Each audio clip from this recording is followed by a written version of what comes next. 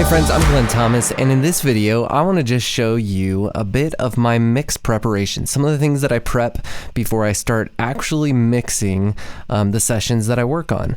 So here this week, I've got another mix session that I'm mixing for church that we recorded straight off the board during this COVID-19 stuff. We're doing pre-recorded music, and then I'm mixing it after the fact.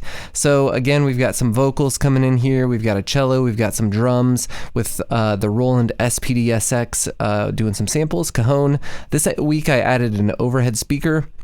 Got the bass, not doing the distorted bass track this time around because I liked it was a different type of bass this week, and it was good.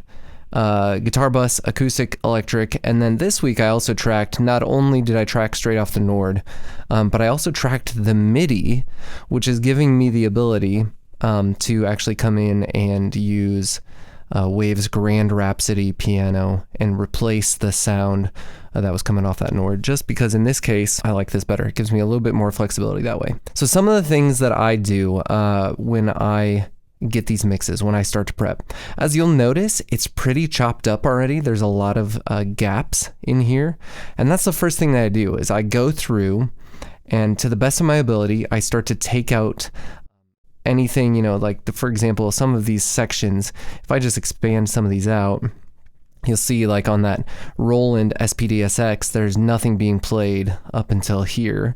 So I took out all of the bits of silence that I could.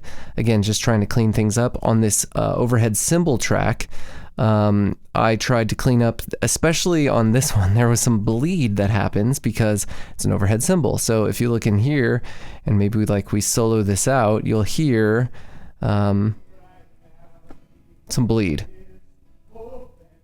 And that's from both, the vocals and things like that, but it's also from the clicks of hitting the Roland pads there. So as you hear it, yeah, you get those clicks from hitting the pads. So again, I just try and clean up everything that I can. I add my fades in, so you'll see on a lot of these, I've got sections, I'll have fades on a lot of these clips, which is also helpful to just help with the ambience and having, so most of these on this drum section are cymbal swells. In peace and life. Right? So this is totally unmixed. I've got all effects bypassed right now. This doesn't have any EQ on it right now currently, and you're actually not even hearing the Grand Rhapsody piano because I have it muted, but I do have the audio that I recorded from the Nord itself on there. So that's the first thing I kind of do is I go through and I clean up a lot of the silences, and then I will come in and work on some clip volume leveling.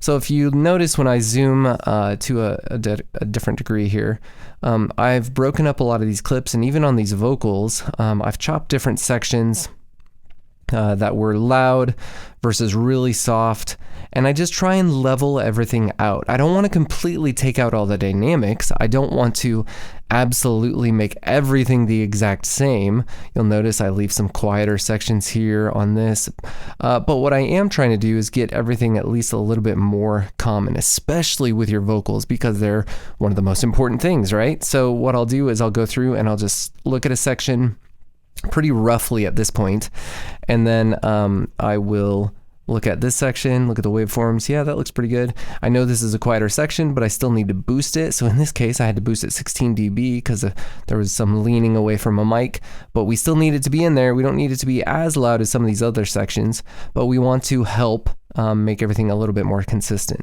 So essentially, once I've clipped these, I try and keep it as organized as I can. Everything's color-coded, how I want it to be.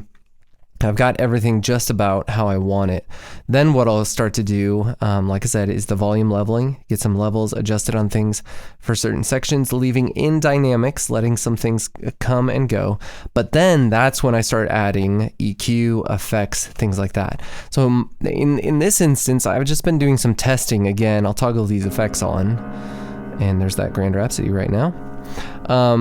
I have been doing some testing again, just with running the CLA Mix Hub from Waves. This week I'm running the light version, which essentially, according to the manual, just changes a little bit of the processing in the EQ section. So it's not maybe as authentic to the SSL. It still is, it just maybe isn't as oversampled. I don't know. I don't exactly know, but it definitely makes a big difference on the processing on the CPU. Right now, my CPU is taking a hit because I'm doing a screen record as well, and I just enabled all those effects. But the next thing I would go in and do is go in and start doing EQ and then compression, working on gates and things like that. And then finally is when you kind of go to the sweetening of adding in reverbs, adding in any of the other widenings of delays, or any of those types of things that you need to do. So in this mix, I'm really just about to the stage of adding some of that in. I want to get some of the ambiances set. So I've got this verb track that if you see on my mixer here, I've got it pretty much on the buses, right? So the vocal bus, I've got it on the cello, I've got it on the drum bus, I've got it on the guitar bus. It's not on the bass, not a reverb on the bass kind of mix. I've got it on the keys here, both on the MIDI and the Nord itself. But essentially now I'm just starting to get to the place where I am mixing in some ambience, and I'm trying to make this ambience match the film, the recorded video that this is also going to be underlaid on, because it was tracked live with a 3-camera setup as well. So again, trying to give everything its own space while all of it being in the same space. I will probably go through and do some more individual reverbs and delays. So I think I've already done it on the electric here. If I'm not mistaken, we've already I've taken and I've already put this H delay on, and it's pretty, it's mostly dry. It's 30% wet, but it's a very short delay, ping pong, and just again to give some stereo width that way. So that's what I'm working on now, is kind of sweetening the mix, getting some space set up, and then ultimately is when I will kind of go through and do some volume automation and work on getting levels set. I'll see here, let's see if I can turn on these effects and get this thing to play without completely crashing my CPU.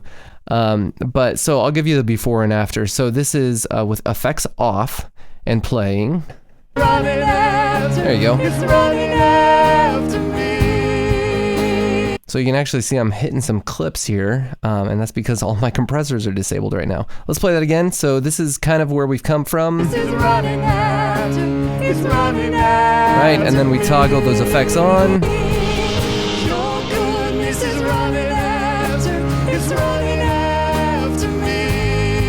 Yeah, so again, we're just kind of working on sweetening that mix now. Nothing is completely balanced. I'm not done with any volume automation, but that's kind of how I prepare to mix. First thing, I clean up a lot of the space, a lot of the silence. Second thing, I do clip gain. Third would be EQ, compression, and working on dynamics in general. Fourth then would be to work on actually giving space to the mix with some effects, and then finally doing automations of volume rides and things like that. And I am working somewhat here with my my mastering chain on. It's not completely there yet. I don't have all the things that I like, but again, trying to mix a little lighter on the CPU this time around. And so that's making a difference. So hopefully this was helpful for you. If it was, I would love it if you give it a thumbs up. And if you haven't already subscribed, I'd love it if you join us in this. We're talking everything about music and creativity and mixing and tracking. And hopefully you're doing well in this time with COVID-19 still going on. I hope that you're doing well. I hope that you're at home and that you're safe and that you're making great music. And I will see you on the next one.